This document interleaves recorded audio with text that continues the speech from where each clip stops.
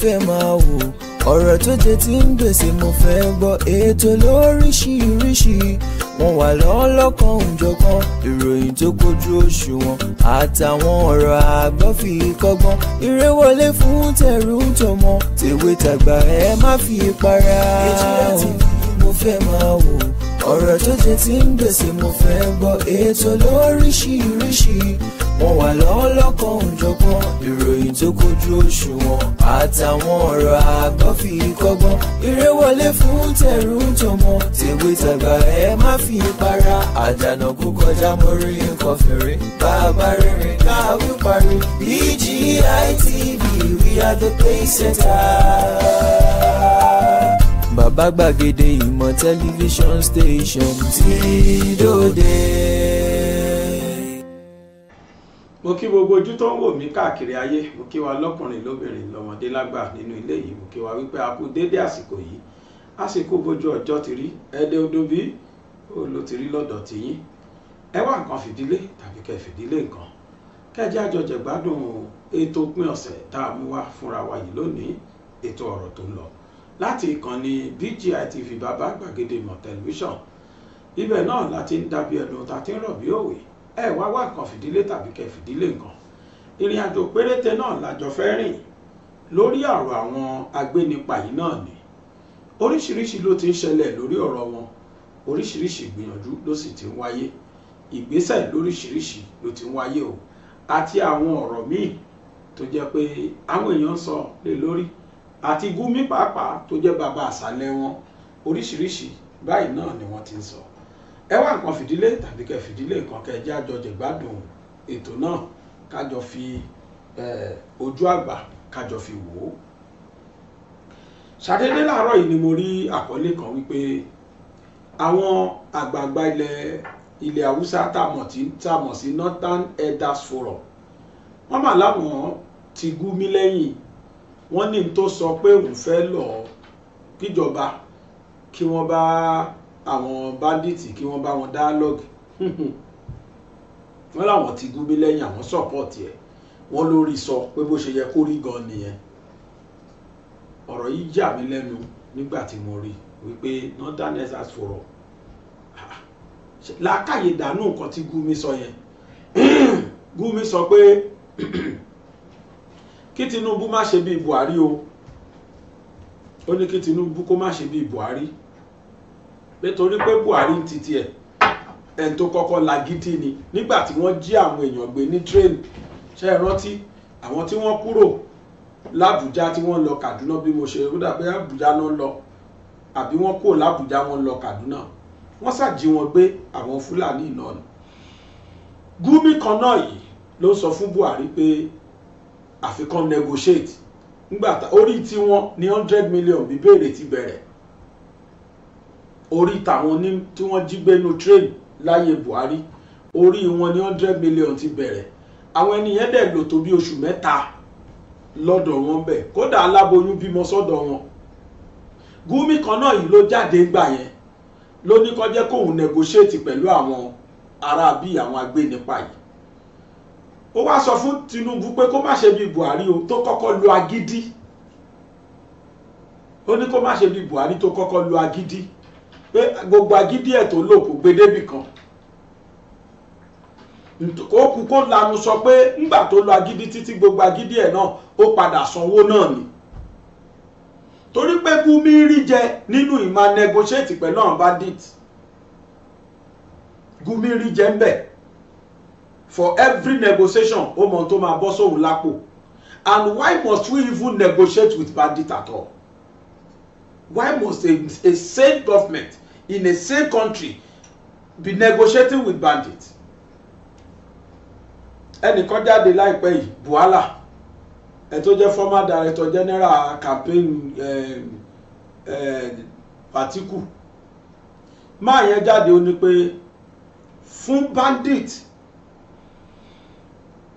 láti fún Nigeria government ní just 15 days láti gbé 1 billion naira tí wọ́n fẹ́ gbà lórí àwọn ọmọ school tí wọ́n kó, àti 40 trillion tí wọ́n fẹ́ gbà lórí àwọn IDP 16 tí wọ́n kó, àtàwọn mọ́tò nǹkankan, tí wọ́n fún government ní just 15 days láti produce gbogbo àwọn nǹkan yìí máa yẹn ní ìyẹn lásán condition yẹn lásán ti tó láti dismantle gbogbo àwọn Fúlàní ó ní kò sí nǹkan míì tí ó yẹ mọ́ ọ̀rọ̀ pé wọ́n violate fundamental human rights kò they have no right kankan mọ́ ní Nàìjíríà they have done more than enough they have beaten more than they can chew wọ́n ti kọjá àyè wọn nípa ìmájí ọmọ Nàìjíríà gbé ìmátúnwá tún máa dúnkokò mọ́ wa pé dandan àfi ká múye kan wá àfi ká múye kan wá àwọn tínú wọn bá ń dùn ní ọmọ Nàìjíríà pé Fúlàní jí wa gbé ẹ wò wọn dáadáa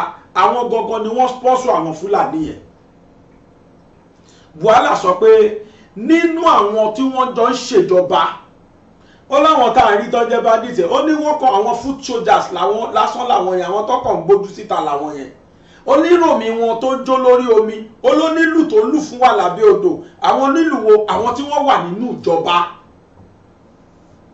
àwọn tí wọ́n wà nínú ìjọba wọ́n wà ní Senate wọ́n wà House of Reps wọ́n wà nínú àwọn tí Tinubu yàn sí government wọ́n wà nínú civil service níjọ́ kìíní àná tí wọ́n sọ fún Buhari nígbà tí wọ́n bẹ̀rẹ̀ corruption fi fight tó bẹ̀rẹ̀ sí ní fight corruption tí wọ́n dárúkọ àwọn tí Buhari yàn sípò tọ́jọ́ jẹ́ public service holder kí ni wọ́n sọ fún Buhari wọ́n nítorí pé àwọn fight corruption that corruption is fighting back now wọ́n mọ̀ máa kórúkọ àwọn sí nítorí wípé àwọn fight corruption that was how Buhari was discouraged láti tún máa sọ pé òun wá fìdí kókó ó fọkàn sí wípé wọ́n fẹ́ fìyàn attack ìjọba òun ni that we are saying that in tí wọ́n ṣe iná fẹ́ fi attack ìjọba Tinubu ni wọ́n wá sọ fún Tinubu pé kó má wà discouraged o he should fight this and his inability to fight this fight for now will tarnish the image of Tinubu fúnra rẹ̀ will tarnish the image of his government bí tó ń ṣẹlẹ̀ sí Buhari lọ́wọ́lọ́wọ́ ẹ̀ Buhari refused to fight these people kinetically he refused to instruct our soldiers our army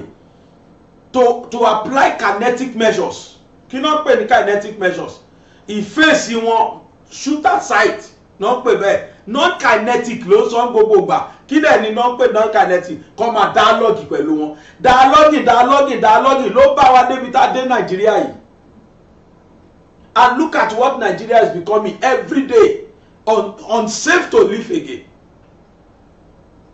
fáwọn ẹni láti graduate àtàrà máa negotiate máa bẹ̀ wọ́n máa fún wọn lówó they are graduating gradually títí tó ti wá dé peak wọ́n ti dé peak nsìn for them to have been asking for such huge amount of money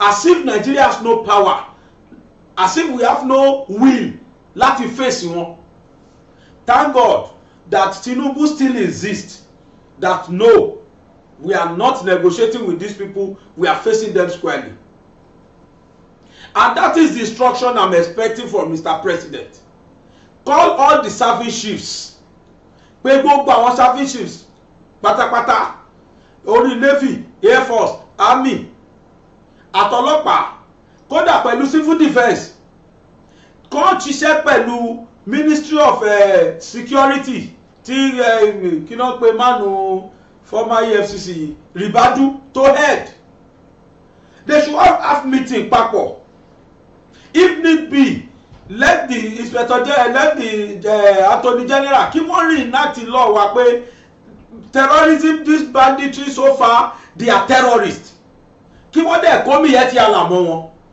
àti Gumi fúnra rẹ̀ they should declare every one of them bandits and terrorists then they should declare them wanted kí wọ́n arrest Gumi should be arrested with immediate effect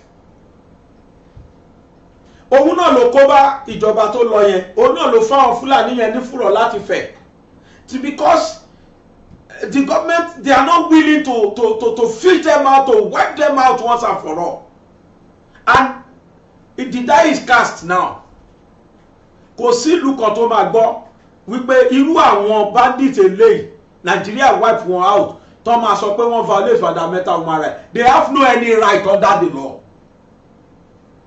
What about the right of those they are killing? What about the right of those they are kidnapping? Ṣé wọ́n violate fundamental human rights àwọn? The government should give them instruction, face them, fight them kinetically. Forget on kinetic, forget dialogue, forget reaching agreement with them. Láti ijọ́ tí Buhari ti wà bẹ́ẹ̀ ẹni ti bẹ̀rẹ̀ in tó bá díẹ̀ Nàìjíríà jẹ́ débi tó dére o torí pé wọ́n dialogue. Tinubu should not make mistake of dialoguing with these guys. When they were dialoguing with them during Buhari's regime, they promised never to kidnap anybody anymore. Títí tí Buhari fi kú ọbẹ̀ ni wọ́n fi jíyàn gbé. Despite gbogbo owó tó gbà. Títí tí Buhari fi kúrò ńbẹ̀ làwọn Fúlàní fi jíyàn gbé.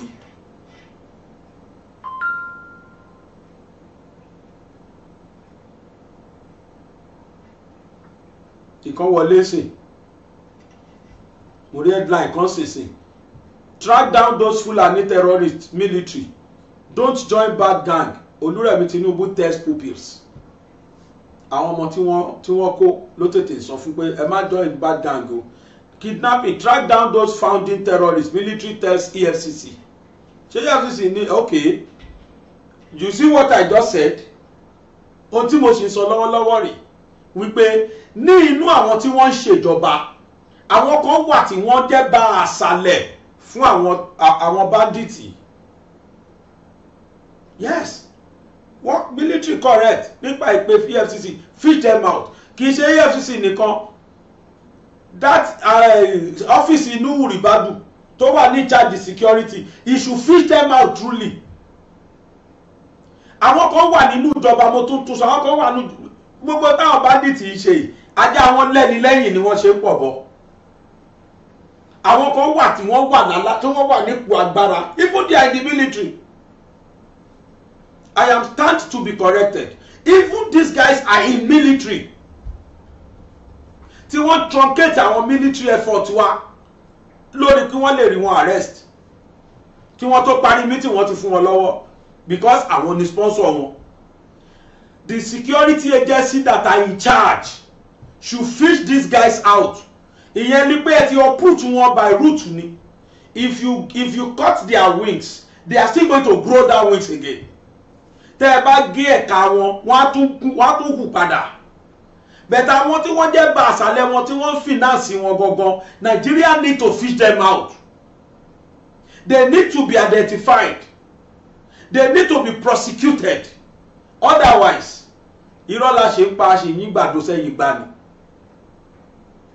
A ṣì ń tọ́ra wá ni. The Military High Command on Friday asked the Economic and Financial Crimes Commission (EFCC) to track down some enemies of this country funding terrorism. General Christopher Musa, the Chief of Defence Staff, made this plea to the anti-graft agency at Defence Headquarters Abuja while playing host to the EFCC chairman Ola Olukeyede. The defense chief explained that tracking of terrorism funding is one of the non-kinetic means of fighting terrorism across the globe, which is already being championed by the military. Don't join bad gangs. Oluremi tells pupils. Remi Tinubu gave the charge in Abuja on Friday at the flag off of the distributions of the science books to public primary schools pupils and junior secondary school students across the nation. The First Lady Oluremi Tinubu has advised Nigerian children against negligence. Kò cherry eléyìí kọ́ la need ìsìn. Yes, the woman has spoken well. She's very correct. But notwithstanding, ìtókàn wá ni pé let them fish out all these criminals. Let them fish out all these terrorists. Let them fish out all these so-called kidnappers. Tẹ́ ẹ bá ti identify wọn, ẹ má wulẹ̀ ṣàánú mọ́. Shoot them at sight. Buhala sọ pé these people should be killed once and for all. That is it. Kí wọ́n pa wọ́n kọ́ because in my true respect if they have no any right. Oh, these people have no right. Fortunately, there is one man ṣé Gúmẹ̀ bí mo ṣe ó dà pé Gúmẹ̀ lórúkọ ẹ̀ máa yìí sẹ́nẹ́tọ̀ ni òun náà dìde sí ó sọ ohun tí mò ń sọ yìí ó ní when you identify these people make sure you kill them. Wọ́n ti ṣe kọjá yè, they have beaten more than what they can chew, they have done more than enough. Wọ́n ti sọ Nigeria di lucrative entity. What they are all about now is how to make money out of Nigeria and Nigerians. They want to make Nigeria ungovernable for anybody to ban govern. So wọ́n ti wá sọ di annual rituals.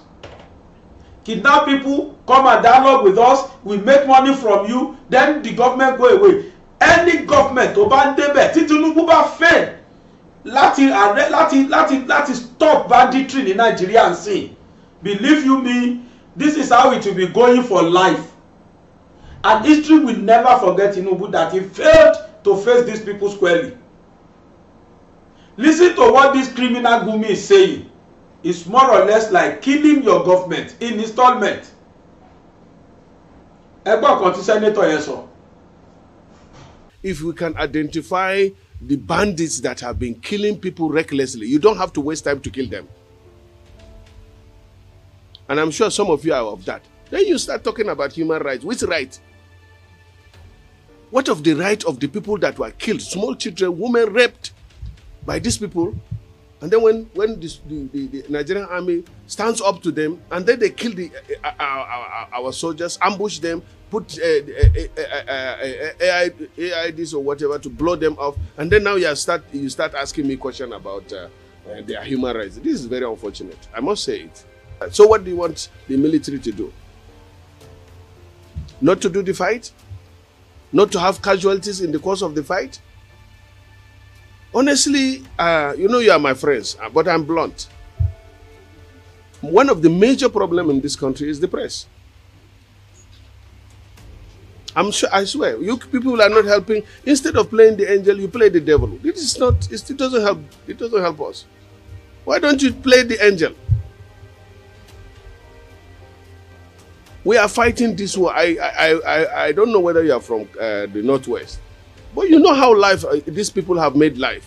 To me, if we can identify the bandits that have been killing people recklessly, you don't have to waste time to kill them. He's a senator, Senator Gumi, Senator Ali, Senator Dume, rather. Only pay anybody come and bear fundamental human right. They have no right. Won't need any fundamental human right in Nigeria anymore. They don't have any right in Nigeria. They kill Nigeria. They kill Nigerians. They raped our women. They collect ransom from us. They have destroyed many homes. They have reduced a lot of children to orphans. A lot of women becomes widows. A lot of men become widowers. And you are still claiming these people have right. They have no right.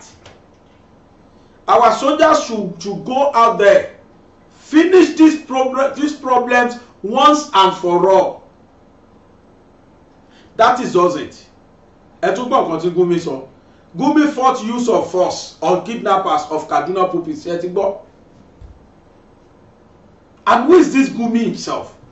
Who is it to Nigeria? What is his important to us? What right has he got to be asking for these people or to be pleading for them? O ṣe bẹ́ẹ̀ láyé Buhari for 8 years tí Buhari lò ní Gumi fi act.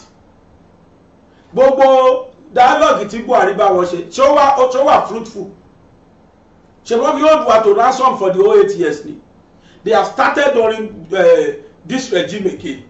And they are still up. You cannot continue doing the same thing and you think you have different results. Never. When you continue applying the same approach and you are expecting different results, we will never have any different results. Nigeria will continue to be getting worse more every time until the country naturally died. Tabashora. Even if you get to a stage, they will hold our president to ransom. They will kidnap the president and be asking for ransom from Nigerians. I'm telling you, This is how these people moves. They are moving little by little to that. Ṣé wọn of recent ṣá sọ̀rọ̀ kò bẹ̀rù ni. Ṣé àwọn senators wọ̀ torí wọn close the plenary session. So ní kálukú ò sá lọ l'Abuja. They are coming little by. These people, when they have the money and the resources, they strategize always. So please, Mr. President, don't ever negotiate with these people. Never. Don't mind that Gumi. That man is evil. Gumi fought use of force on kidnappers of Kaduna pupils. 15 days enough to decimate them, says Buhala. Enti mo sọ nìyẹn. Buhala sọ pé just 15 days ultimatum tó fún government ó ti tó lọ́tọ̀ 15 days yẹn kí government parí wọn. Ní resources ta lè fi bá wọn jà Nàìjíríà ni. Our military are they so naive to that extent? So lẹ ni wọ́n tó ọyọ̀lẹ̀ tó bẹ́ẹ̀.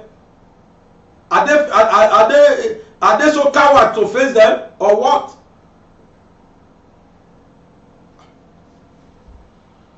Controversial Islamic cleric Sheikh Ahmed Gumi has again faulted the federal government on the continued use of force or kinetic means to secure the release of victims of kidnapping, especially the 287 pupils and teachers recently abducted from a school in Kaduna.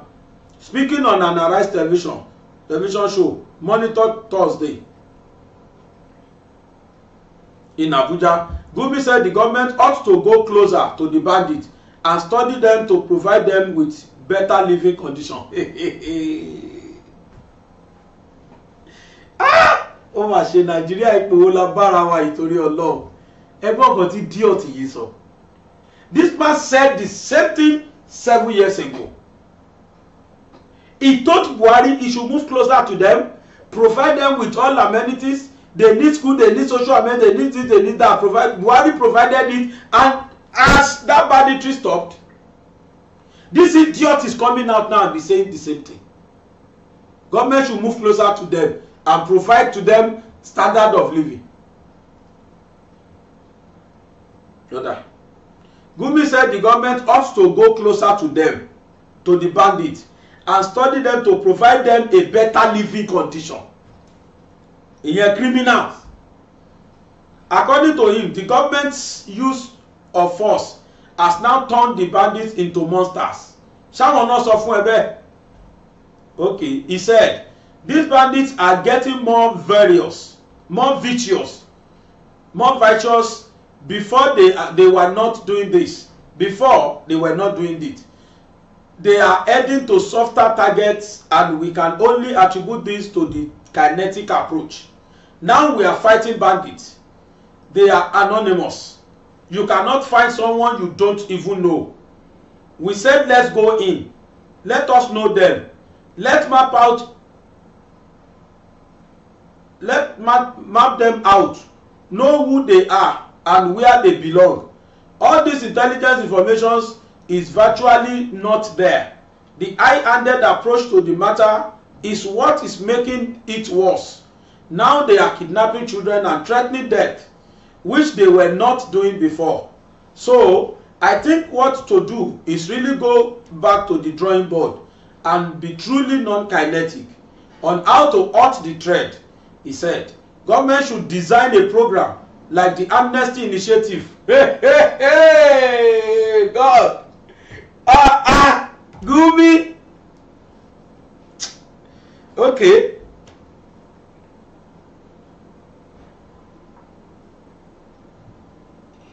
So I think what to do is really go back to the drawing board and be truly non-kinetic on how to halt the trend. He said, government should design a program like the Amnesty Initiative for the Niger State militants. You need a program just like the Niger Delta, a program which will bring them out of their forest, educating them, giving them health care, giving them peaceful life. This is how you entice people to abandon violence and militancy. But when you continue dropping bombs, they will find no sympathy and empathy for our children. This is it. an eye for eye, an eye for an eye. This is what is happening. So we have to change our tactics. We have to change our styles. We know leaders of bandits. The government, everybody knows their leaders. In fact, there is a book, I Am a Bandit by one Muritado, an academic. It listed more than 160 bandit leaders. We know their leaders by their names, but you don't know their foot soldiers. You don't know all of them. So you just don't know their leaders. If you don't know their foot soldiers, how can you be fighting? They can just come into the town as civilians and then go out. Speaking on the same stations, the following day, a lawyer, Daniel Buala, lauded President Bola Tinubu's decisions disallowing the payment of ransom, saying the 15-day ultimatum issued by the bandit for payment of the 1 billion ransom was enough to decimate them. Beyin. He said, I agree with President Bola Ahmed Tinubu because he must have been briefed based on intelligence that the individual behind this ransom thing are white-collar people. So continue to discuss and giving of ransom is freeing up this crisis economy, thereby financing them and building them economy to be stronger than our oil and gas industry. They said they are giving 15 days ultimatum for the payment of ransom, but honestly, 15 days are enough to decimate all of them. Buala also advised the president to involve homegrown solutions in tackling the menace. He said, these problems confronting us are local and our solution is local. Even the notion that some international partners are opting to help us, these foreign governments often use that as a ploy to negotiate their interest. They never mean well and they will never solve our problem because our problems are local. Ìyẹn nìkan kọ́ ó tún kù o.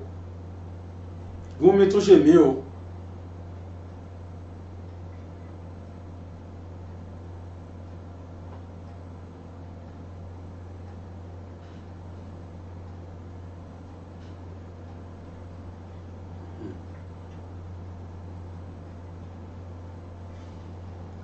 Àwọn Northern Elders Forum, àwọn yẹn náà jáde wọ́n láwọn support Tinubu, ṣùgbọ́n àwọn Governors Forum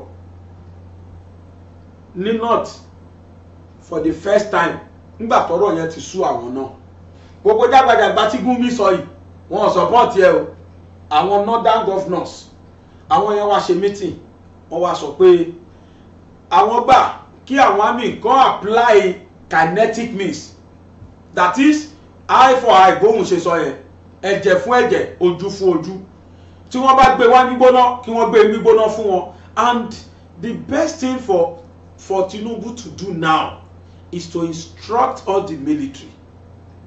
They should go to the forest, fish out these bandits and finish them once and for all.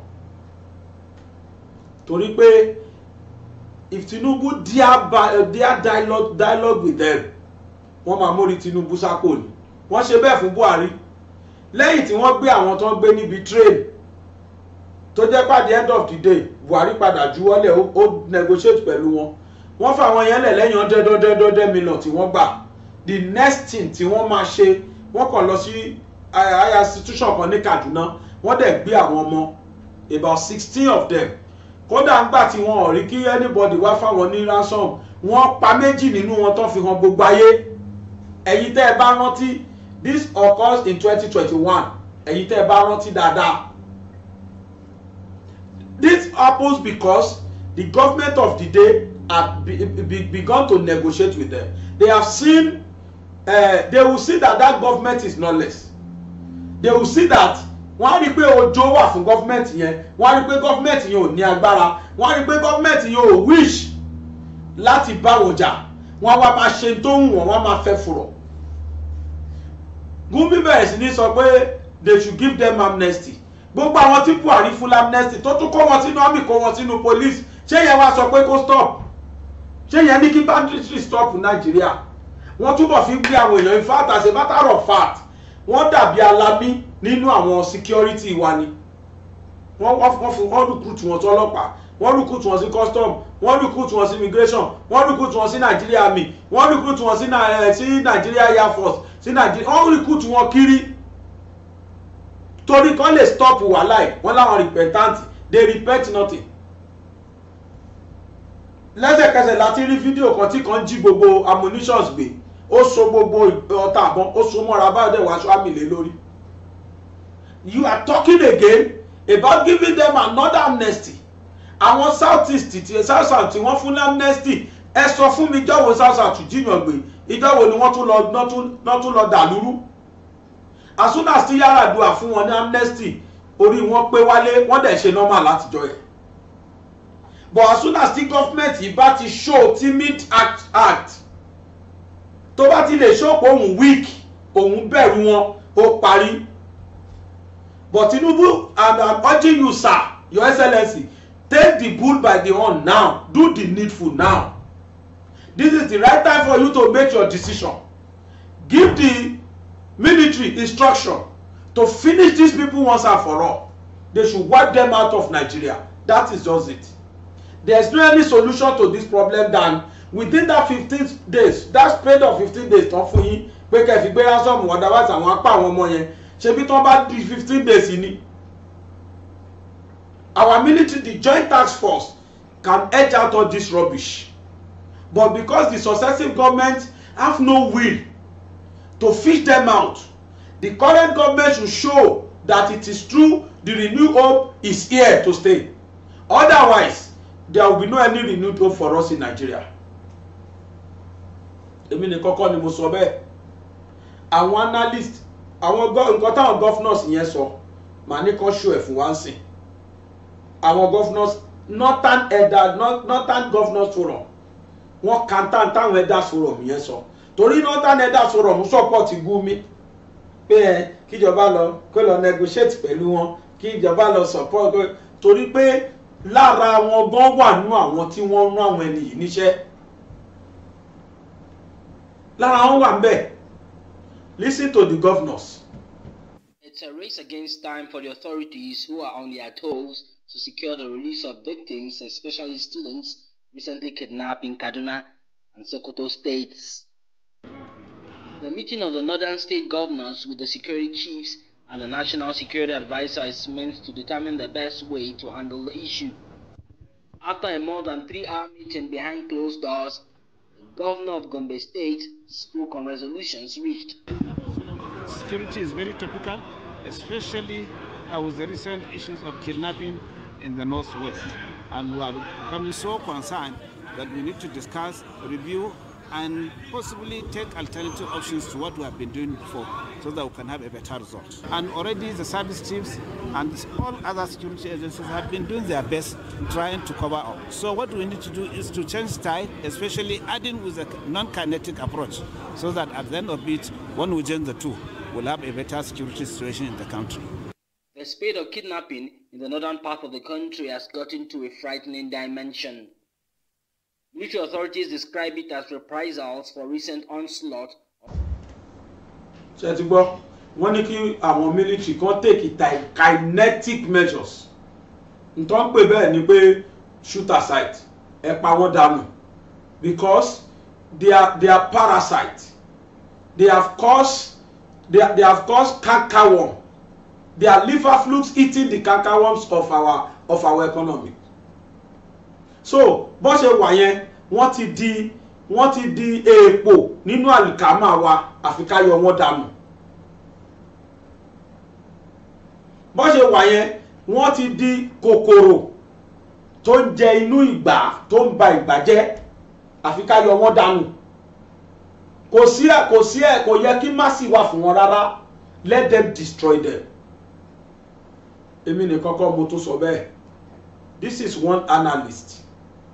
That man also spoke very well, extensively lórí wọn àti ìkìlọ̀ tó ní kálukú ń kí fún Tinubu pé má dáhùn o, no matter the pressure, don't give up.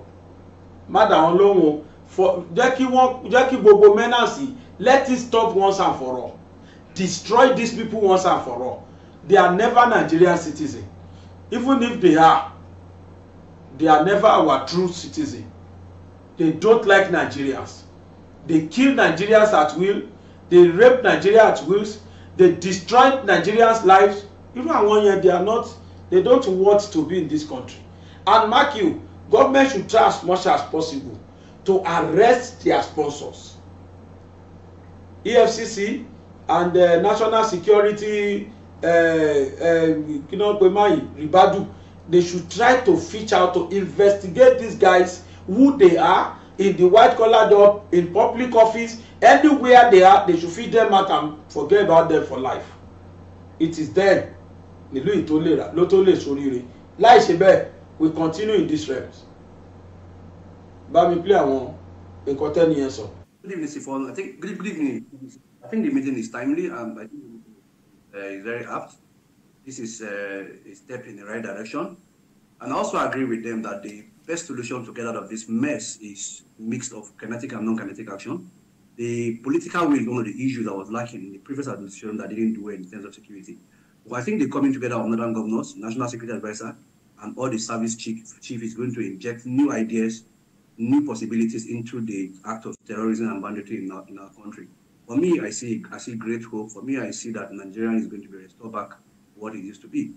So I think this meeting is commendable. It should be continued. It shouldn't stop at one meeting. It should continue from time to time. Let the governors, who are the chief security of the state, the MSAs and the security chief, continue to rub minds together. And the governors also must go beyond mere speech. They must also be able to implement a very stiff decision in their various states. Mr. President was very clear a few days ago when he mentioned that no ransom will be paid. Talk to us about how negotiation works in this particular situation. What is there to talk to the bandits about? There's nothing to talk to the bandits about. I think these bandits have overstepped their boundaries. They don't deserve any clemency. They don't deserve any mercy. The military should go all out for them. While I also urge some state actors who know them to call them to order. Because we have a president now that have a clear political will, a president that have a clear security mind, a president that meant what he said in terms of security. So I do not agree that we should negotiate with these bandits that will step their boundaries. They have embarrassed this nation enough. They have caused us so much pain. In fact, they are one of the reasons why this country is so poor now, because investors are scared of coming in. People are scared of coming to do business in Nigeria. So I don't think there's any room for negotiation. The military must go all out for them and get our people back. Our country needs to be secured, and I think the military, under the current chief of defense staff, have the mind to chase this bandit away. What was lacking, actually, it's not that we have an armed forces that is very resilient, we have an armed forces that is very competent. We lack political will in the last administration. We lack the equipment, we lack the will to tackle this insecurity, and that's why it has lingered. But I think with the coming of Mr. President and his stance on security, we are going to get it right. Why should we negotiate with these bandits who are causing us pain? What is the basis for negotiation? They have overstepped their boundaries. These are people that have embarrassed us locally and internationally. So I agree with the president totally, and I don't think there is anything to discuss with them other than going all out to get our people who are in hostage currently. So if we're not, doing dialogue, then we're left with force. We heard from the military spokesperson yesterday who mentioned that the victims are kept in a place that is quite difficult to reach. How much of a Herculean task is, the challenge of having hundreds of people rescued from armed bandits? It is actually a Herculean task, and I think I want to appeal to Nigerians at this point in time that we must understand with the military the kind of situation we are right now. We must also understand in fighting any asymmetric warfare, the more the collateral damage. Sometimes when damages are done in trying to rescue bandits, we should take it. We're trying to rescue this victim. We should take it as an act of God. We should take it as something that must happen. Instead of whipping sentiment, calling the international community, calling the international human rights organization to intervene in such a situation, I think that's not what we need now. If we must get these people, if we must get all the victims that are kidnapped, the reason why the military have been very careful is not because they can't get them. These bandits use these people as human shield. That is what they do naturally, and that's what they would always do. So the military actually has been very, very careful in trying to minimize collateral damage. But one thing we must get clearly, that we cannot avoid it. So whatever happens, I employ the military to go all out and get them. No matter how difficult it is, they should step forward and get these people alive and kill this bandit. They need to be brought down. This country needs to get itself back on its feet. So as difficult as this task is, we must agree, They must go all out, employ every technology to get these people back to the society. You know, the military talked about foreign collaboration to enhance our intelligence gathering system. I'm just wondering how well you think we've done in that regard. We had BVN, NIN, and then at some point your phone shouldn't work if you have not registered properly. How much of help has that provided for intelligence gathering and, you know, the military capacity to track crime of this nature? It ordinarily would have provided a lot of help, but you know, Nigeria is a country where people don't do their work. Nigeria is a country where we have a lot of collaborators, people who are sympathizers of these bandits. That's where we have an issue. I don't have anything against the former government. I'm actually a lover of President Buhari at a point, but I want to tell you that in the last 8 years, he put us in a lot of mess that we're experiencing today. And we can't shy away from that fact that a lot were not done. So coming of Ashiwaju within these 9 months, he met a situation that is so bad that you need to tackle in terms of this insecurity.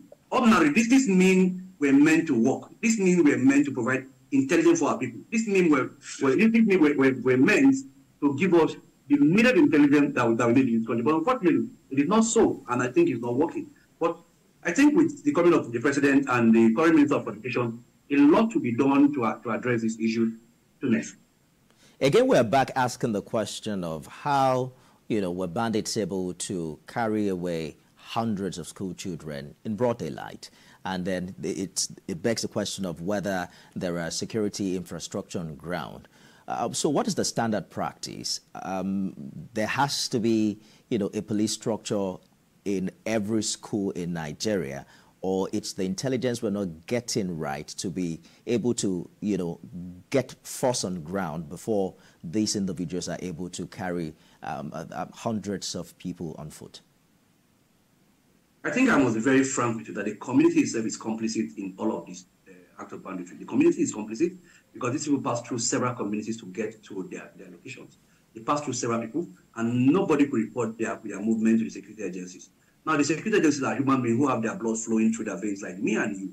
They are not magicians. They don't have cameras on their head. They don't have drones flying in their brains. They need intelligence to work. What is the strength of the average of the Nigerian military to cover the entire street in Nigeria? It is not practical, it's not possible. That's not going to happen in Nigeria because we don't have such strength, we don't have such boot on the ground to be able to carry out these tasks. So all they need to succeed is a credible intelligence. The Nigerian police are actually ill-equipped. They don't have the know-how. Maybe in that entire community, I doubt the police outpost. You may have a police outpost with just about 3, 4, 5 persons. What can that do?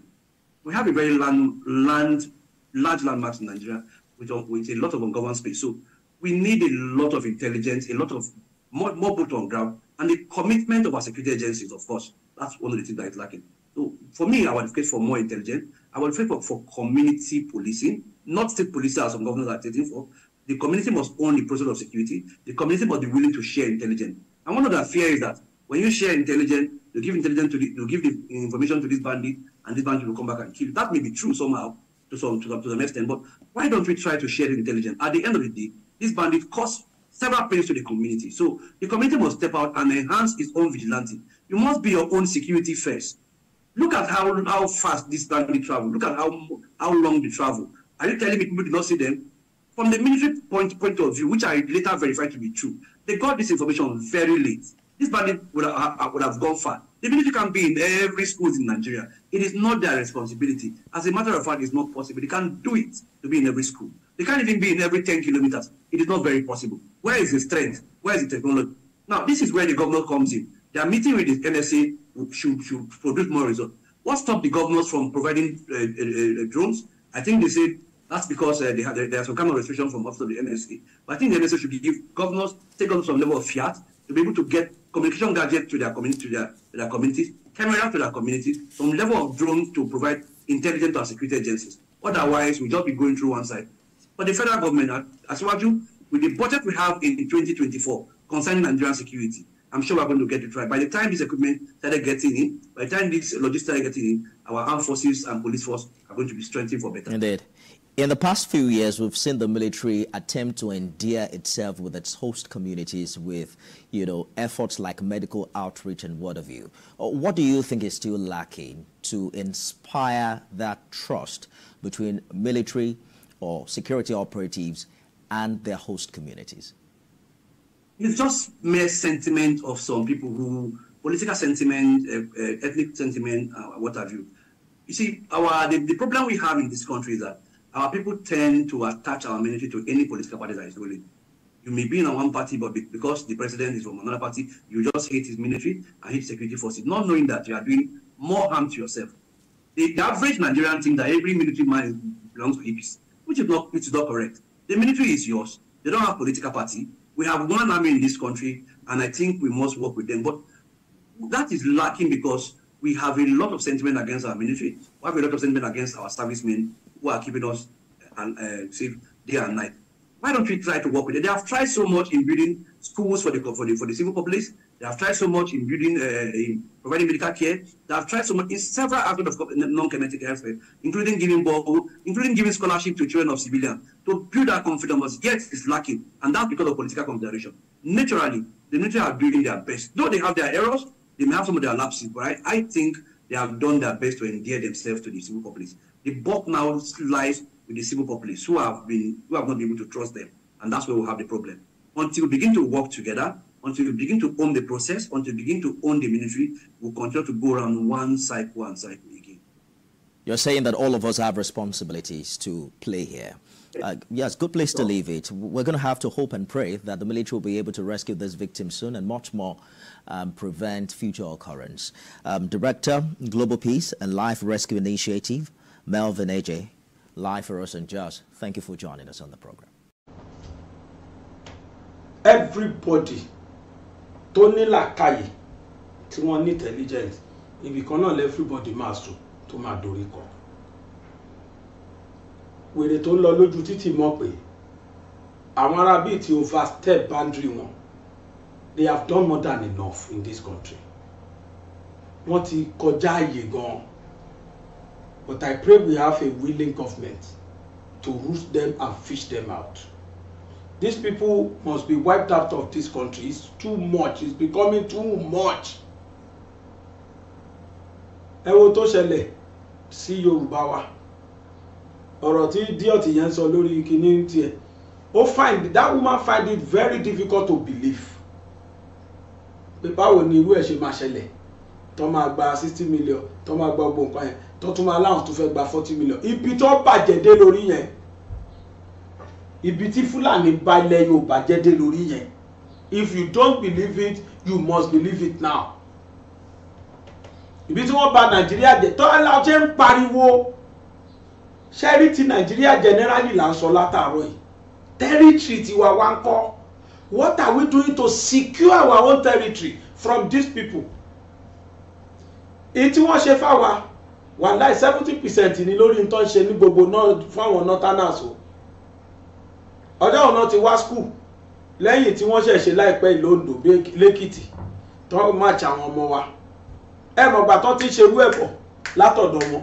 Kí irú ẹ̀ bá máa ṣẹlẹ̀ la ṣe ń pariwo nísìn pé àwa Yorùbá ó kéré ní Yorùbá sọ pé olójújì tí mẹ́kún sun. Ó kéré ló yẹ kí káwa náà tètè bẹ̀rẹ̀ sí. Ọ̀rọ̀ wọn ti dọ̀rọ̀ pé wọ́n ti wá try wọ́n fi lọ̀ wá wò ni. Ohun tí wọ́n ṣe dédé ní north ó náà fi lo àwa wò ń bí tẹ̀rí yẹn. Wọ́n ṣe match àwọn orí ọmọ Chibok girls náà ti kọ́ bẹ̀rẹ̀ orí àwọn Chibok girls náà ti kọ́ bẹ̀rẹ̀ kí wọ́n máa lọ match àwọn ọmọ school lọ sínú igbó.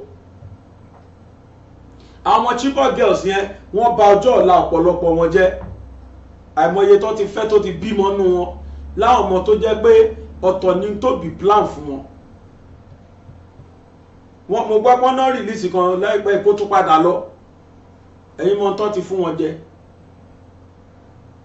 Àwọn ọmọ tí wọ́n kó ìyàmọ́ kéékèèké yìí wọ́n fi yẹn tẹ strong government Tinubu ni. Lẹ́yìn tó bá lọ ṣe mistakenly dialogue pẹ̀lú wọn pẹ́rẹ́ wọ́n á tún padà lọ kó mi. Bẹ̀tí ńgbà tán ti graduate nílẹ̀ Yorùbá débi pé àwọn náà tún ti ń try wá lẹ̀ Yorùbá kó àwọn ọmọ wa. Ìgbà yẹn ló yẹ kí everybody ti dìde. Ètò torí tiwa ò gbọ́dọ̀ worst tó ti wọn ní north. Ohun tó ṣe north tán bá ṣe fún wa ń bí. Bóyá ló máa kẹ́nìkan mọ́lẹ̀ Yorùbá o. Àwọn tí wọ́n dìde wọ ìlú lọ tí wọ́n pa gbogbo ìlú kan run. gbogbo àdúgbò pàápàá àti olórí ìtún àti baálé everybody wọ́n pa wọ́n o wọ́n wá kó àwọn ọmọ wọn ọkùnrin kéékèèké tọ́mọ̀ pé táwọn bá train àwọn ilé àwọn lè rí wọn lò lọ́la wọ́n wá fọ̀kadà gbé àwọn ọmọ yẹn lọ inú channel náà lásà ti ṣú ẹ̀ kìdẹ́ ṣàwálà mọ̀ọ́mọ̀ lọ ṣe in tó ṣẹlẹ̀ la gbé wá ìlàjì tí wọ́n ṣe ní north ni wọ́n ṣe fáwọn bí ìlàjì wọ́n gbọ́dọ̀ ṣe gbogbo tó ṣe north yẹn fáwọn bí àwọn bandit yẹn kó bá má wà rí bẹ́ẹ̀ fún Yorùbá àfi kí Yorùbá náà get ara wa together bá dẹ̀ get ara wa together let the warriors among us defend our land defend our territory asọpá alámọ̀tẹ́kùn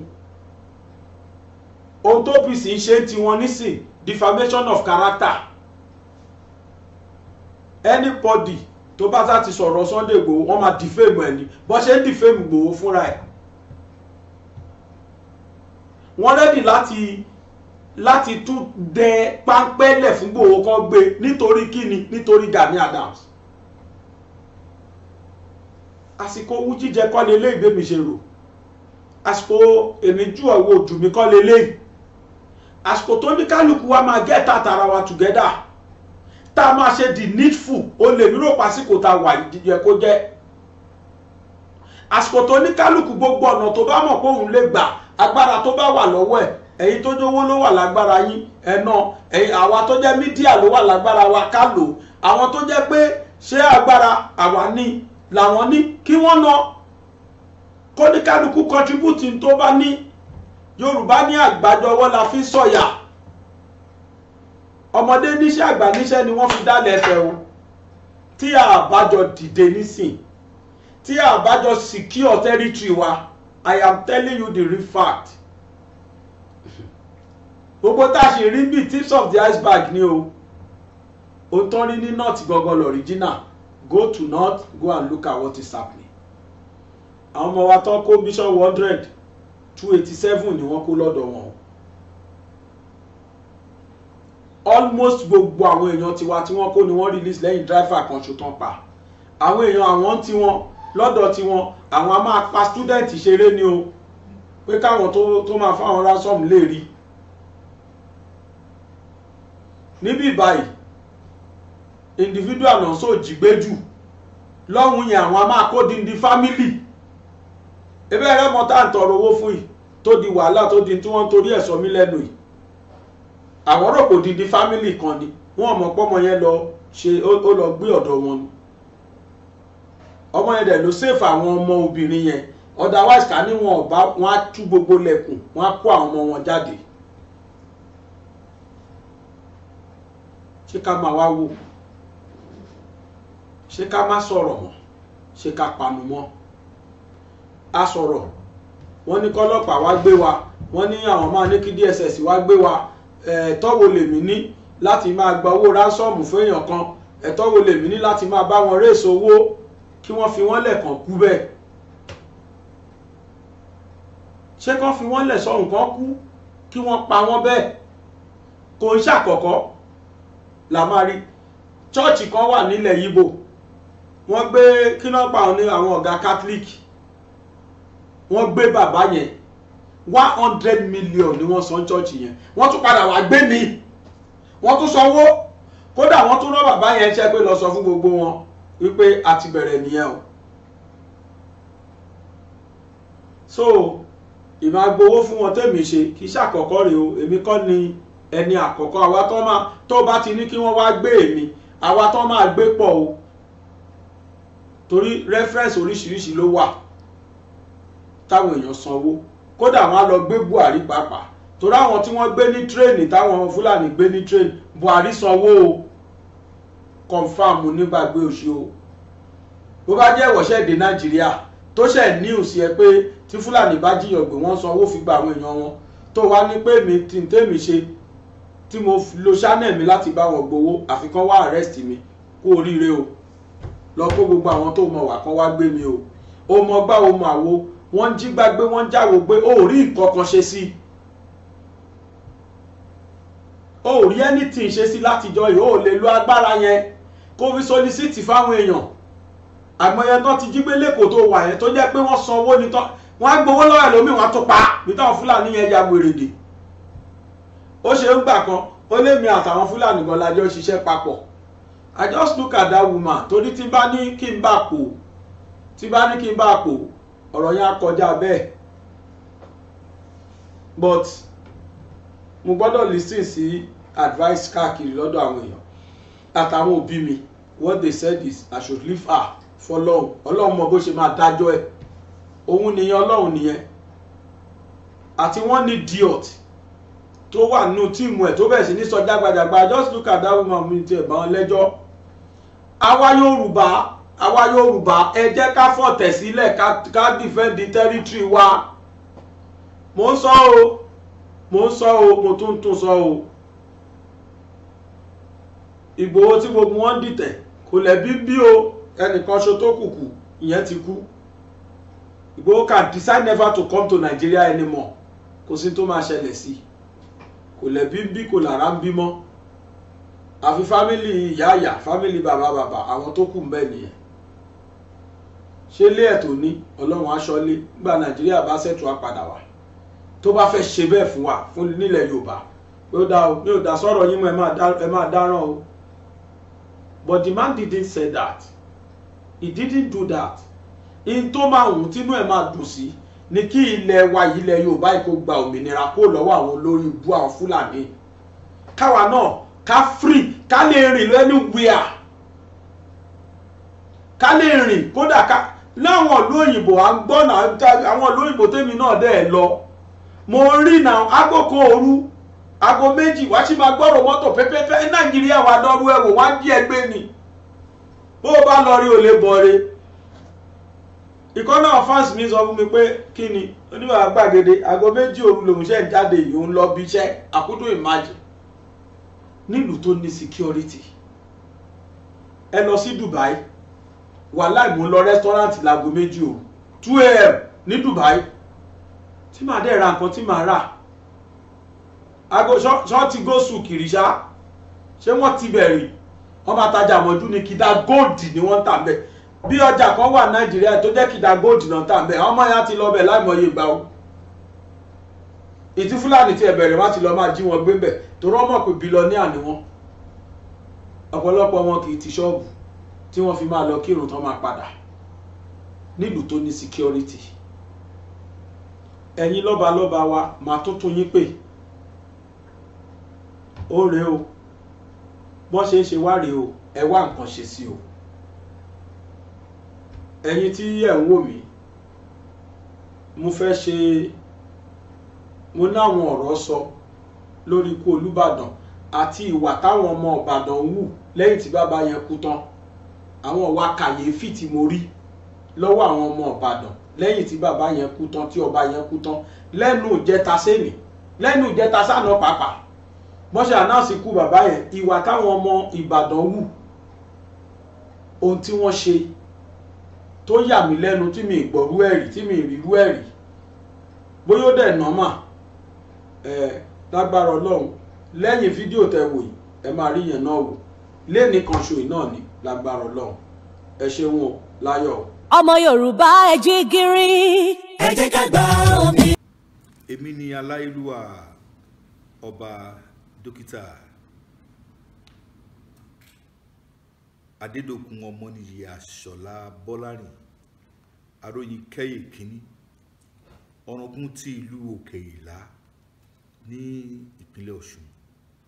Ẹ̀yin yan wa, mo rọ̀ yín o, ẹ máa bá mi wo BGI TV, bàbá gbàgede, olólùfẹ́ Yorùbá ni, ó fẹ́ òótọ́ sísọ, ó máa fẹ́ràn àwọn ènìyàn, ó fẹ́ràn wa nílẹ̀ Yorùbá.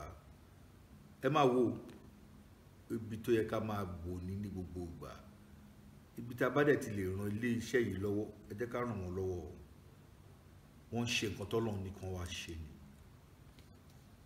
Ojú wa ò ní fọ́ o, etí wa ò ní di o, ilé iṣẹ́ náà kò ní dàrú.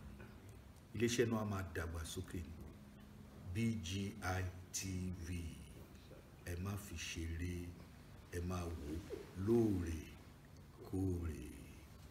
ọmọ Yorùbá ẹ jí gìrì. ẹ jẹ́ ká gba òmìnira tiwa. ọmọ Yorùbá ẹ jí gìrì. ẹ jẹ́ ká gba òmìnira tiwa. òmìnira ni Yorùbá fẹ́ o nílẹ̀ bàbá wa. òmìnira ni Yorùbá fẹ́ o nílẹ̀ bàbá wa. ọmọ aláṣọ ò gbọ́dọ̀ wá kìsà, ọmọ ẹlẹ́ran ò gbọ́dọ̀ jẹ́gun. ọmọ Yorùbá ẹ jí gìrì. ẹ jẹ́ ká gba òmìnira tiwa. ọmọ Yorùbá ẹ jí gìrì. ẹ jẹ́ ká gba òmìnira tiwa. òmìnira ni Yorùbá fẹ́ o nílẹ̀ bàbá wa. òmìnira ni Yorùbá fẹ́ o nílẹ̀ bàbá wa. ọmọ aláṣọ ò gbọ́dọ̀ wá kìsà, ọmọ ẹlẹ́ran ò gbọ́dọ̀ jẹ́gun.